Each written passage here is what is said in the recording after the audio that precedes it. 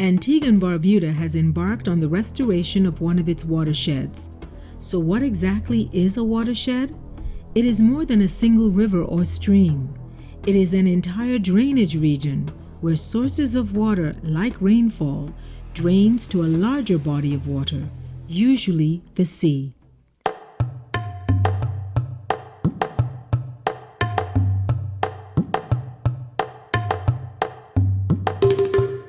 This watershed contains a large supply of surface and groundwater reserves, including 10 dams, making it a very important area for agriculture and livestock farming.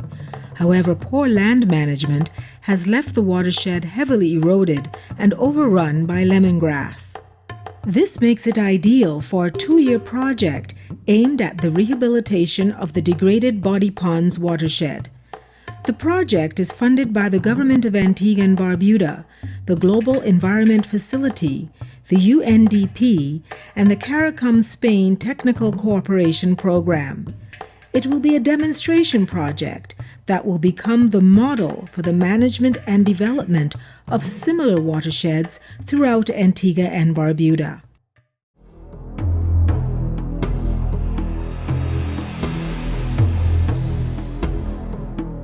But there are challenges: degraded forest, congested streamways, and groundwater contamination. Invasive plant species, such as the lemongrass, which covers 1,950 acres, is another challenge, along with the overgrazing and the loss of biodiversity. Unsustainable agricultural practices lead to fires, and there is soil erosion and soil exhaustion. But it wasn't always like this.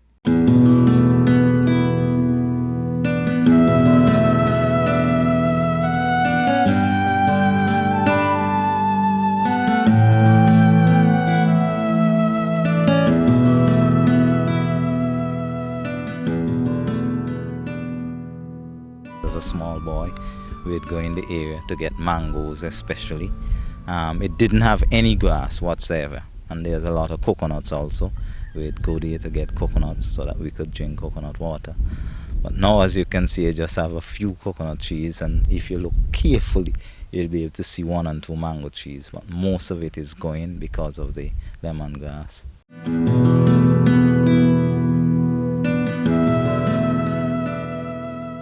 We used to refer to this area as Den Gully. You had mango trees going all the way down and coconut trees. In fact, the lemongrass patch that I could remember was way down along by those palm trees. It was just in that area that you had small patch of lemongrass. You had a big locust or stinking toe tree there. That is gone. There's a lot of exposed area when rain fall. That is just eroded. So for me, the lemongrass is a big nuisance. Every year when the fire burns, the area for the trees becomes smaller and smaller. And so you have less trees and more of the grass.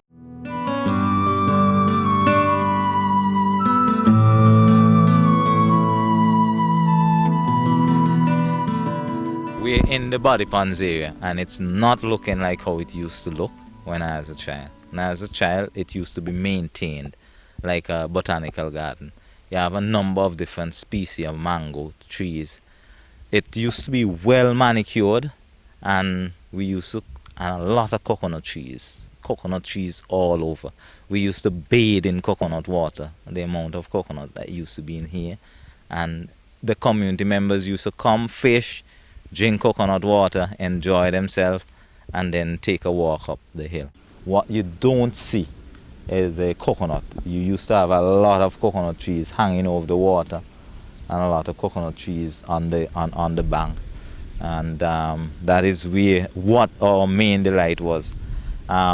We used to race across this area. Now I think it's pretty dangerous. The Ministry of Agriculture, through the Extension Division, is currently undertaking the restoration and the rehabilitation of dams, streamways, and the general infrastructure within the Body Ponds area. The Body Pond itself used to pump water up to Buckley's Reservoir.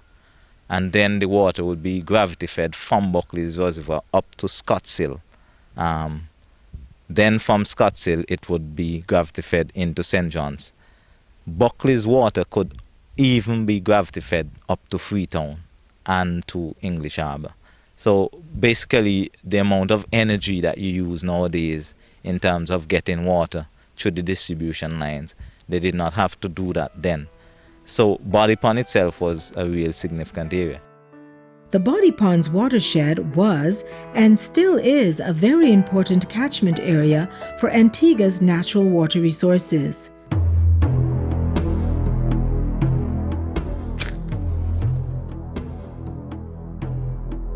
Lemongrass was introduced to the landscape of Antigua by colonists in the 1920s to conserve the soil. Today, the grass now covers some 789 hectares, concentrated in the Body Ponds area. Each year, the lemongrass lands are burnt, creating a vicious cycle that encourages the spread of the lemongrass, worsening soil erosion and loss of forest cover.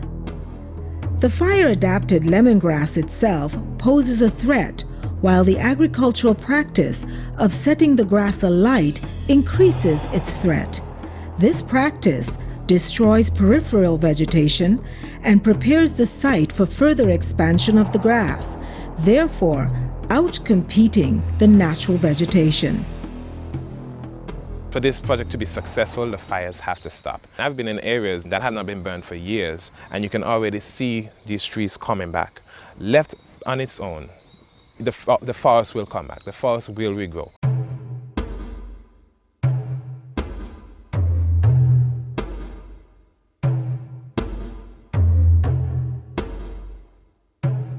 We talk to people in the various communities about the land, about the watershed, about agriculture, and we try to educate them as to how they could do agriculture better. We try to help them to understand and appreciate too that the hillside with the trees have an effect on the valley and the amount of water that's available there.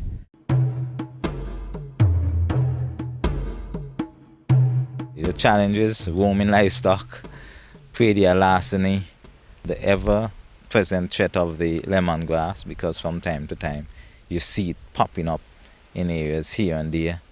The fact that it's not as moist as it used to be. I remember when my father used to cultivate the area, we never had to plant the sugarcane. You would just cut it and put it down and the sugarcane would grow. Now you actually have to start the sugarcane and you have to put water on them for them to grow, which means that the area is pretty dry.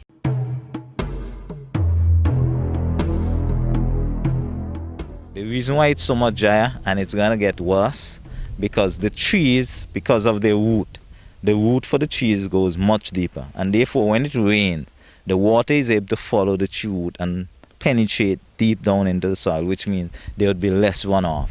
With grass, you have a different effect. The grass prevents the water from going in. It has shallow root system, and because it's matted, the water don't penetrate that much, so the water run off. I have a lot of runoff, which is why when rain fall, I mean, if you get half-inch of rain, it floods in Antigua, especially in this area, and the reason for that is because of the grass cover. If you had a lot more trees, more water would go down into the soil, and it would only come out down in the valleys as like spring water. So that is where the problem is, and except you change that, you would never have a reversal of what is taking place down in the valley.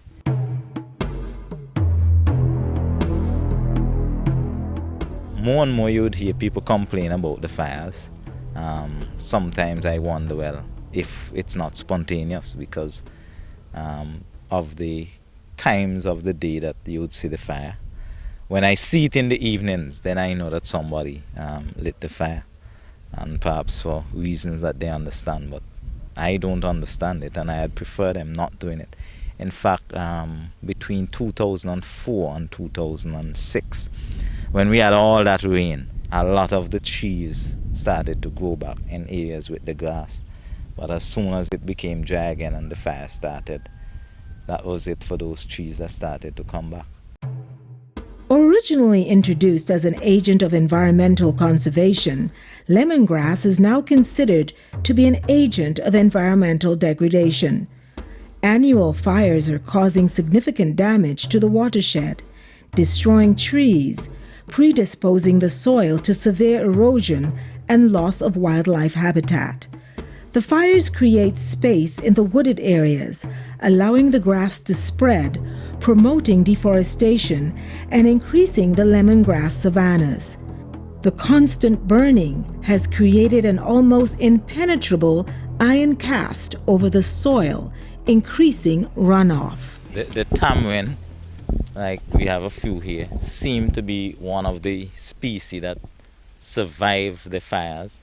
I just wish that these trees could spread some more so that we have a lot more. This is just a small patch. The other one that seemed to be able to survive, even though they would not grow tall, is the albizia. Every time there's a fire, they would burn off what is here and then they would grow again. But between 2004, when it rained a lot, and 2005, and no fire was set, you have that patch of albizia going up. And I would guarantee that if there's no fire in this area, the albizia tree would take over. But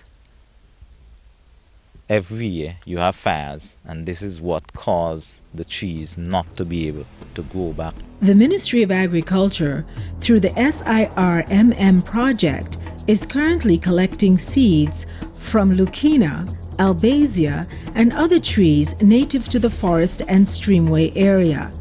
These seeds will then be germinated at Green Castle and the Environment Division's nursery and will subsequently be used in the rehabilitation of the Body Ponds watershed.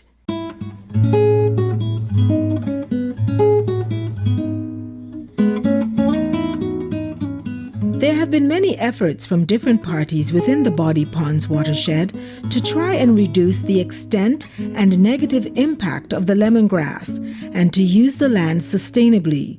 This has included efforts by Gregory Bailey. Well, here I'm trying to establish an orchard, a mixed fruit orchard, with fruits such as sugar apple, cashew, mangoes, and some citrus. Sloping land tends to be more difficult to work, as you'd appreciate, because of the issue of balance, both from manual and machine point of view. In addition to that, they tend to suffer from what you would call erosion, mainly by water.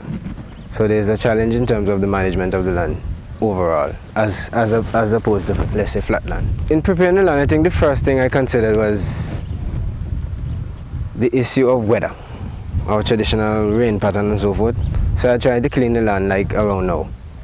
Lands where I intend to plant it like around now, just before the rains, so I could get the land prepared in the way I want it, get it lined out and everything, and get in the species by the time the rains start to fall. So you'll have establishment with minimal water requirement then on the part of the farmer. We dug a couple of catchments at the ridge here in an effort to slow the pace of the water coming down off the hill, in an effort to reduce the erosion further down to some extent. We have succeeded somewhat, right? But there's still a lot of work to be done, right? But it's all about prioritizing your finance and so forth, you know? So that's a challenge too. That's one of the major challenges, apart from the terrain and so forth. How you prioritize your finances in order to propel the project further is very difficult. You would what you might call integrated weed management, a bit of manual labor, digging out some of the hard roots. Use my lawnmower to get to do the bulk of the weed control, and some chemicals, some herbicides, especially along the fence line where I can't cut with the lawnmower and around the plants. So it's a combination of techniques. I don't think anybody is doing exactly what I am doing. I think most people would plant fruit trees, expect to get fruits down the road. But in terms of actual layout, you're not seeing that much.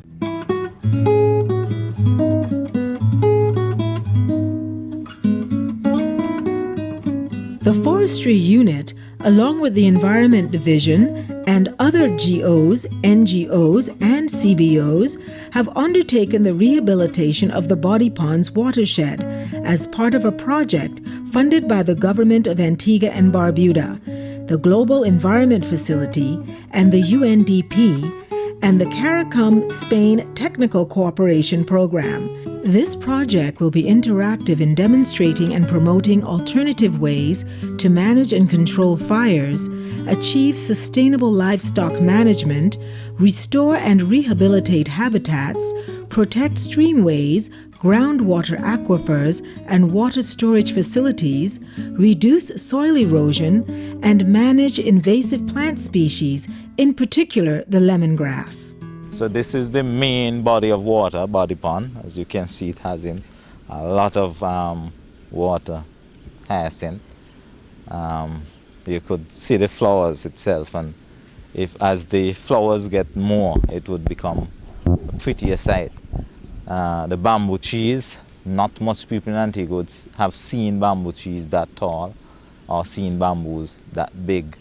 You also have West Indian almond, a lot of it, a lot of mangoes in between. What I would like to see for body ponds is lush forest. I can see in about 10, 15 years, right, the hills covered in fruit trees, mangoes, some citrus, healthy forests. And if we could focus more on developing this area for ecotourism, and then the locals could get in on that. The overall plan is more or less to develop what I would like to call a food forest park. If I could get it in a nutshell like that, the food forest park. So eventually as the trees get bigger, the canopy expand and provide shade and so forth. You could invite school children, guests, so forth to come in and see the place while the trees are bearing and providing some form of... Yeah, so it's kind of futuristic to some extent, but you have to put in the work now in order for the future to be nearer, if I could put it that way. We need our communities, especially those people within the area, to be excited about this project, excited about what's happening here in Body Ponds. This project, excited about what's happening here in Body Ponds. I personally would like to see the entire road going down into Body Pond, that you put trees on it, maybe bamboo, maybe stinking toe, maybe date or coconut, and with flowers and so on, and beautify the area, make Body Pond area into like a park. That is what I wish for my children, that they could see Body Ponds like it used to be and be able to enjoy the area, because it's pretty tranquil. The only thing you hear is the sound of bird, and occasionally if there's a transport that pass. But I think it's one of the most beautiful spots in Antigua and Barbuda.